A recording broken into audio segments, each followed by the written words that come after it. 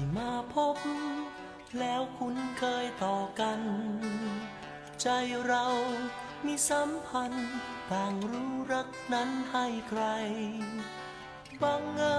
ญได้พบกันรักคือความตั้งใจนานไปใจสองเป็นหนึ่งเดียวสิ่งใดๆจะเกินรักที่เราให้กันมีใครที่เข้าใจห่วงใยจริงใจกว่าเรายืนอยู่ข้างกันทั้งยามยิ้มยามเศร้าคอยปัดเป่าความเหงาให้จางไปเป็นแรงใจให้ต่างคนเดินก้าวไปข้างหน้าสร้างพลังด้วยสัญญาว่าจะไปด้วยกันมือจูงมือใจเชื่อมดวงใจไว้ไม่ไหววันทุกใดๆจะช่วยกันไม่เกรง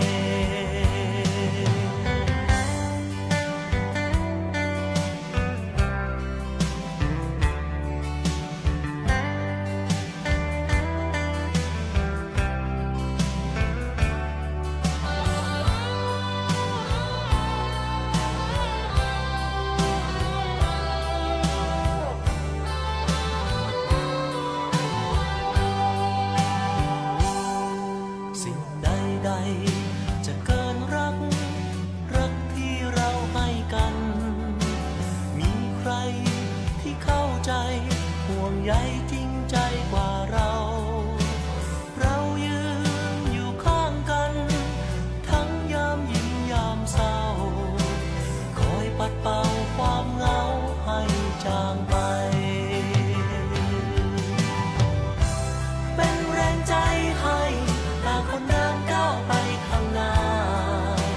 สร้างพลังด้วยสัญญาว่าจะไปด้วยกันมือจูงมือใจเชื่อมดวงใจไว้ไม่ไหววันทุกใดๆจะช่วยกันไม่เกรง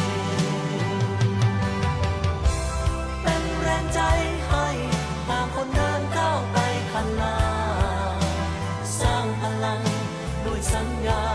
ว่าจะไปด้วยกัน